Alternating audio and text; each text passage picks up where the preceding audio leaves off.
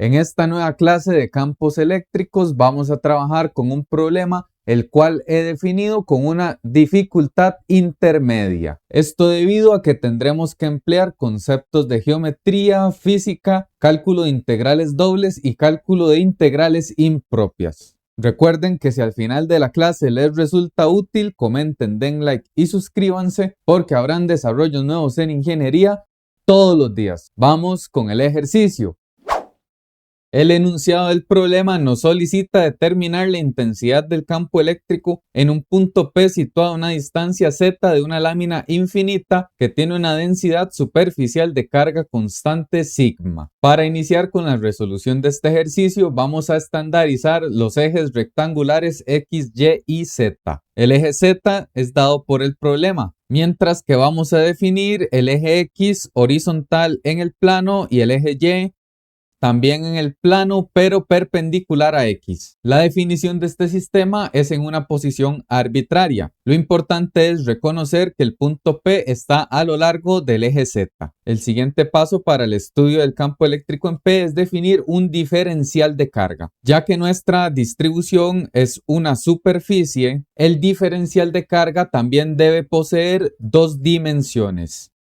Nuestro primer diferencial de carga se va a ubicar a una posición X con respecto al origen y a una distancia Y, ambas arbitrarias. Como podemos observar, tiene un lado paralelo con el eje Y y otro lado paralelo con el eje X. Es decir, es bidimensional como les he dicho. Como tercer paso vamos a trazar una recta desde el centro del diferencial hasta el punto de interés. Dicha longitud la vamos a titular como R minúscula. Y la importancia de estas líneas de campo es que el campo eléctrico del diferencial va a ir en esa dirección. Y como la carga del plano es positiva, ello va a implicar que el campo eléctrico producido por el diferencial es un vector saliente con respecto a la distribución. Dicho vector tiene tres componentes en el espacio, por lo tanto podemos sustituir esta representación vectorial en tres componentes.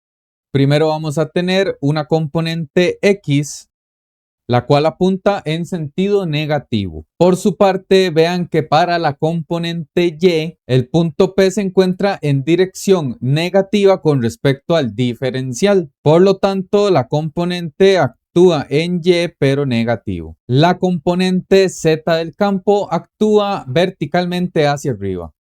Con esas tres componentes ya podemos eliminar el vector de campo eléctrico del diferencial 1. Ahora, en busca de simetrías vamos a establecer otro diferencial de carga, pero a una posición 180 grados con respecto al que ya hemos extraído.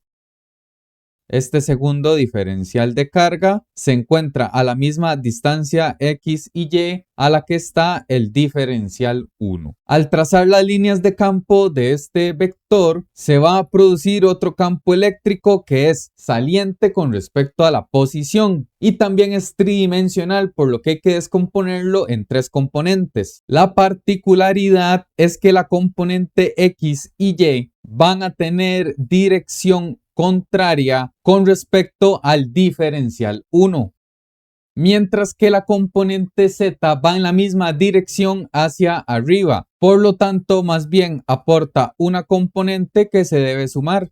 Y vean que si nosotros establecemos que el diferencial de carga 2 y el diferencial de carga 1 tienen las mismas longitudes, están a la misma posición y tienen la misma carga, ello va a implicar que las componentes X van a ser equivalentes, asimismo las componentes Y, pero en dirección contraria. Por lo tanto, sin importar dónde se definió el diferencial de área, para una lámina infinita, siempre va a existir una posición a 180 grados donde las componentes X se cancelen. Asimismo, las componentes Y. Ello va a implicar que nuestro campo eléctrico resultante va a ser en dirección Z. Y esta conclusión la podemos tomar solo porque la lámina es infinita, donde todos los efectos horizontales y verticales se cancelan. Ahora bien, todo este análisis aplica también si la carga fuera negativa. En este caso, los vectores irían en posición contraria. Entonces, el campo eléctrico neto más bien iría entrando hacia la lámina. Ahora bien, para nuestro campo eléctrico diferencial, como ya hemos dicho, debería de tener 3 componentes.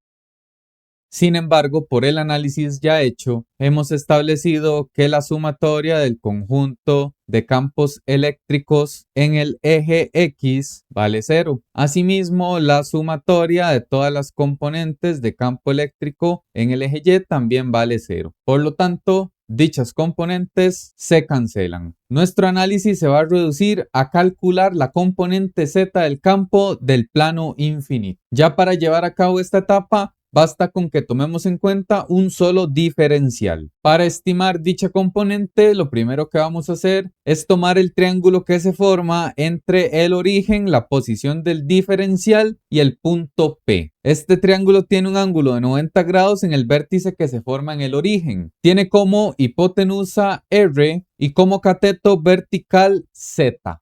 Vamos a definir en el vértice con la vertical un ángulo cita. Y este triángulo es muy importante. Vean que el campo eléctrico de nuestra partícula diferencial se mueve a lo largo de esas líneas de campo, es decir, representa la hipotenusa de nuestro triángulo. Por lo tanto, si nosotros necesitamos la componente Z, esta va a corresponder al cateto paralelo al eje. Por lo tanto, en términos de campo eléctrico, este triángulo posee hipotenusa la magnitud del campo. Cateto adyacente a cita es la componente Z. De este modo, utilizando relaciones trigonométricas, sabemos que tal componente va a estar dada por la hipotenusa multiplicada por el coseno del ángulo de inclinación. Y ahora bien, si consideramos esta geometría y vemos que para este triángulo podemos escribir al coseno como la componente Z dividido entre la hipotenusa. Y vean que para la longitud de esta cantidad radial vamos a tener 3 componentes, X, Y y Z. De modo que la dimensión R es equivalente a X a la 2 más Y a la 2 más Z a la 2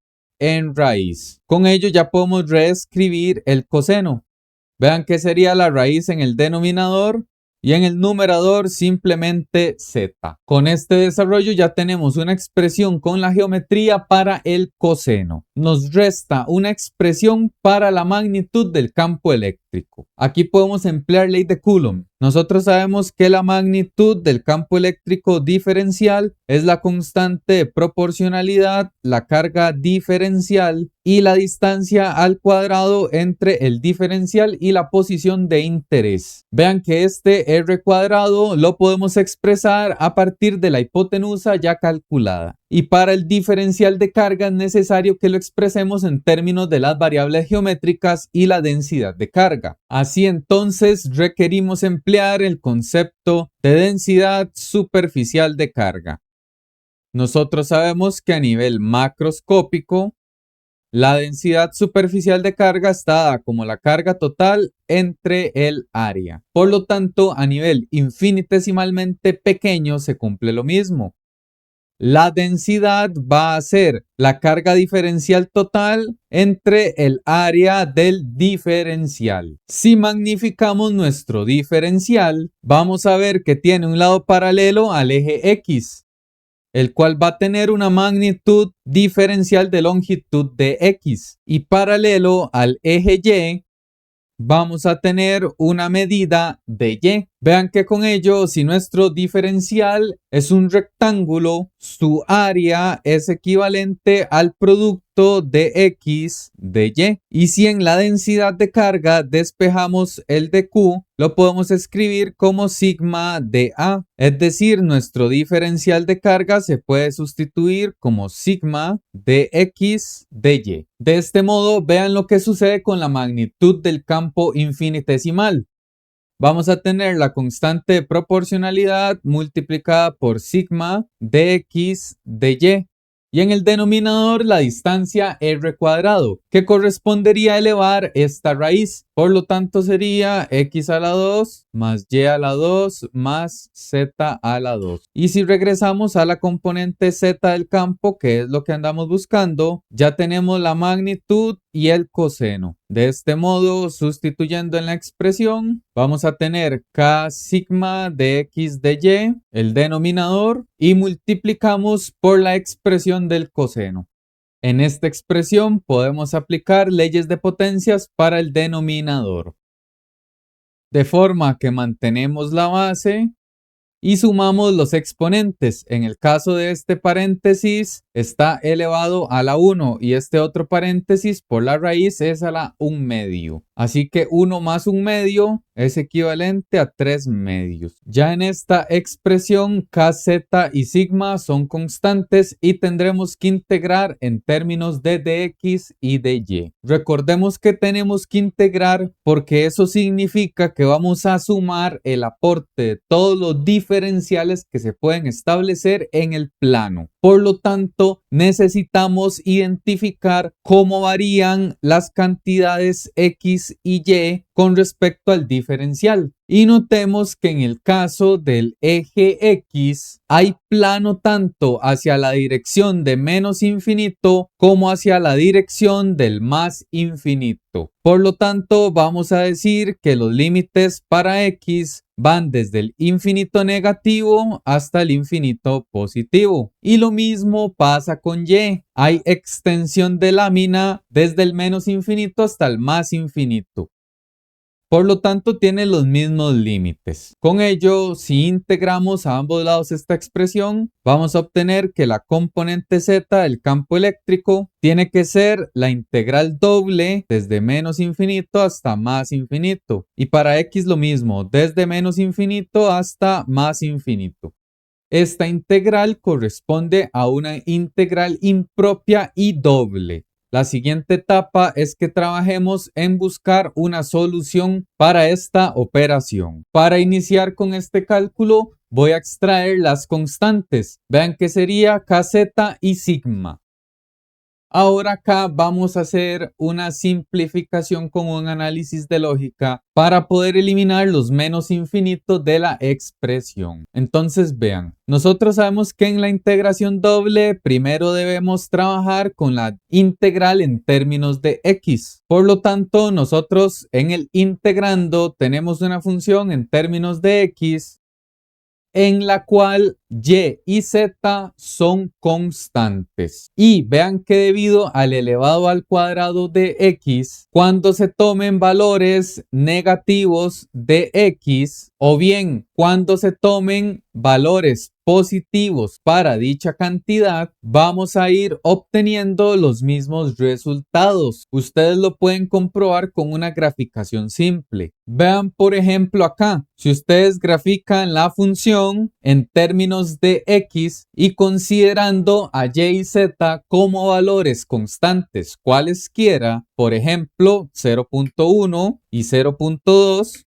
vamos a observar que el área en el hemisferio derecho es exactamente la misma área que el hemisferio izquierdo. Ellos sin importar cuál valor de y y z tomen, ustedes pueden ir modificando y van a observar que siempre se cumple que las áreas son imagen especular. Entonces con este análisis, antes un área que iba desde el menos infinito hasta el más infinito es equivalente a que solo calculemos el área en la región positiva y el área total va a ser 2 veces el área de la región derecha. Y vean que la región derecha va a variar desde 0 hasta el más infinito. Por lo tanto, para nuestra expresión de campo en z, podemos eliminar el menos infinito de la integral en términos de x y multiplicar por un 2. Eso sí, colocando el nuevo límite que va a ser desde 0 hasta más infinito. Análogamente va a pasar lo mismo si consideran la función en términos de y. Más adelante vamos a obtener una función que es simétrica con respecto al eje vertical y. Por lo tanto, directamente podemos multiplicar por otros 2 y sustituir los límites de esa integral de términos de y desde 0 hasta el infinito. Reordenando vamos a tener 4k z sigma y la integral. Ahora bien, vamos a establecer esta operación con un asterisco y vamos a trabajar la integral impropia en términos de x. Entonces titulamos calculando por separado. Recordemos que este tipo de integrales se resuelven con un límite. Entonces vamos a establecer el límite cuando b tiende a más infinito de la integral desde 0 hasta b. Formalmente en cálculo, esta integral se resuelve por sustitución trigonométrica. Ya en nuestros cursos de física y electromagnetismo tenemos tabulados los resultados necesarios para este tipo de problemas. Entonces, por ejemplo, en el libro Física para Ciencias e Ingeniería Serway se nos ofrecen en los apéndices una tabla para las integrales indefinidas. La que nos va a servir a nosotros es la penúltima en la tabla, la cual tiene un denominador elevado a la 3 medios. Entonces sigamos esta formulación. Vean que la única diferencia es que a cuadrado corresponde a los términos y a la 2 más z a la 2. La tabla nos dice que en el denominador primero tenemos a cuadrado, es decir, y a la 2 más z a la 2. Luego sigue la raíz de los términos. Y en el numerador obtenemos simplemente x. Todo ello evaluado desde 0 hasta b. Hagamos ahora la evaluación de los límites de la integral. Vean que seguimos bajando la expresión de límite. Y al evaluar el límite superior b, sustituimos x por dicho valor. Vean que tendríamos que restar la evaluación del límite 0, pero x cuando toma el valor de 0 cancela toda la expresión, por lo tanto no lo voy a colocar. Ahora, antes de evaluar el b como infinito, vamos a ejecutar una simplificación que nos facilite el proceso. Acá en la raíz voy a extraer a factor común un b cuadrado. Entonces vean que nos quedaría 1 más y a la 2 entre b a la 2 más z a la 2 entre b a la 2. Todo ello en raíz. Con este desarrollo, ya que b es una cantidad que es positiva, puede salir de la raíz como simplemente b. Con esta expresión podemos cancelar b con b. Así obtenemos un límite que es más sencillo de evaluar con el infinito. Evaluando entonces el límite de infinito, va a cumplirse lo siguiente. Vean que tenemos la cantidad y entre infinito. Y para nuestra ecuación, en el caso de x, era una constante. Por lo tanto, dicho término es constante entre infinito, lo que vale 0. Asimismo, para z, constante entre infinito se aproxima a 0. De este modo, el término de la raíz simplemente es 1. Con ello, el resultado de la integral impropia del inicio es simplemente 1 entre y a la 2 más z a la 2. Ya podemos regresar a la operación que llamé como asterisco. Entonces titulamos regresando a asterisco. Teníamos planteada esta integral y ya resolvimos la parte correspondiente al eje x. Así que obtenemos las mismas constantes y la integral en términos de y.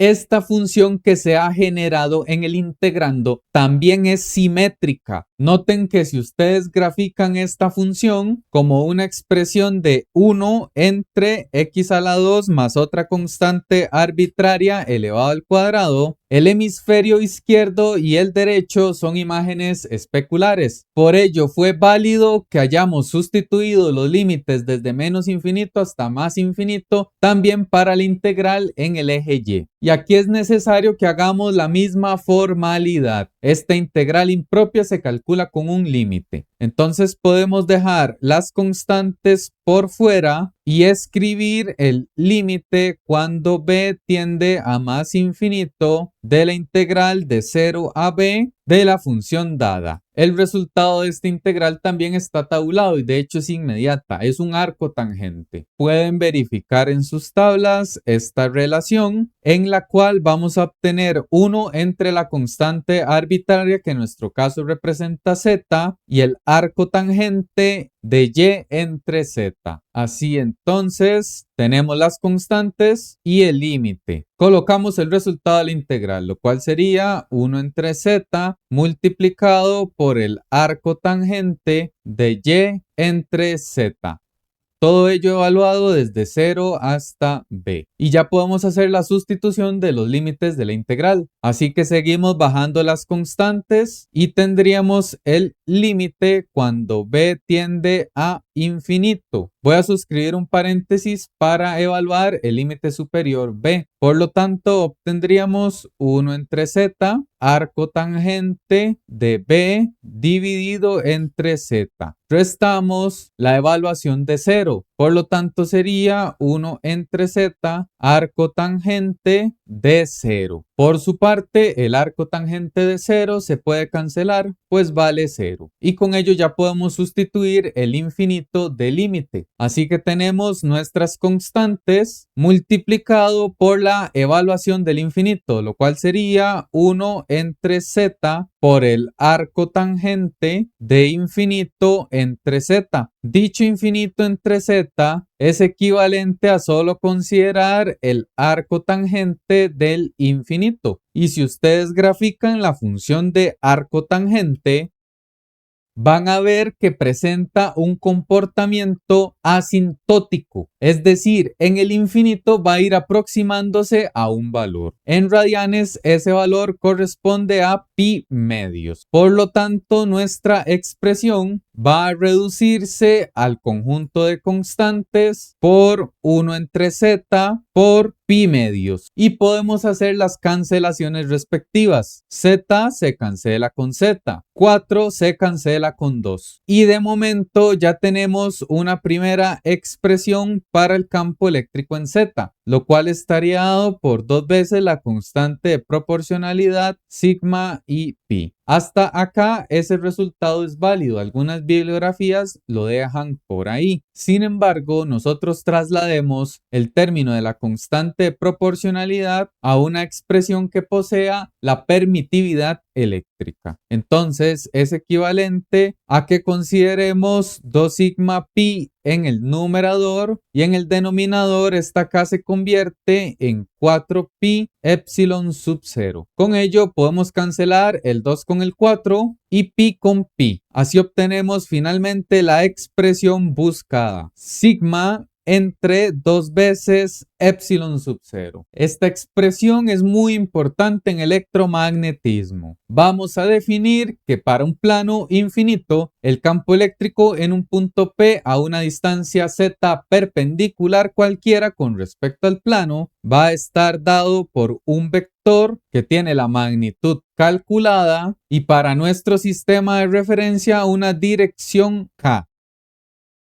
Ahora bien, si ustedes quieren considerar otro punto P, pero que se encuentre a una distancia z por debajo del plano, su campo eléctrico va a tener la misma expresión, pero dirección contraria. Así que solo colocamos un negativo.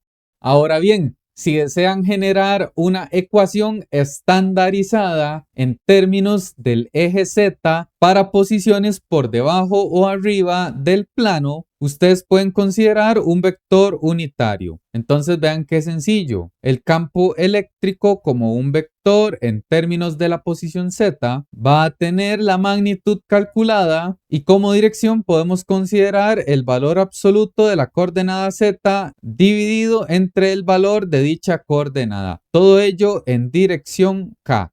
Y veamos lo que significa esta expresión. Cuando z sea un número mayor que 0, es decir, se encuentre sobre el plano, Tanto el valor absoluto como el valor de Z son positivos. Ello va a implicar que nuestro campo eléctrico es mayor que cero, es decir, apunta verticalmente hacia arriba. En el caso en que estemos considerando posiciones por debajo del plano, donde Z es un número negativo, el valor absoluto siempre será positivo, pero Z es una coordenada negativa. Ello me va a dar como resultado un campo eléctrico negativo, es decir, que apunta hacia abajo. Por lo tanto, esta representa la expresión más general para un plano cargado. Ya para cerrar este ejercicio, si su carga fuera negativa, el campo eléctrico tendría exactamente la misma expresión, pero apuntando hacia abajo. Es decir, tiene un comportamiento contrario a la carga positiva. Y con este análisis y desarrollo, el ejercicio está finalizado. Comenten, den like y suscríbanse y nos vemos en la siguiente clase de distribuciones continuas de carga. Gracias por su atención.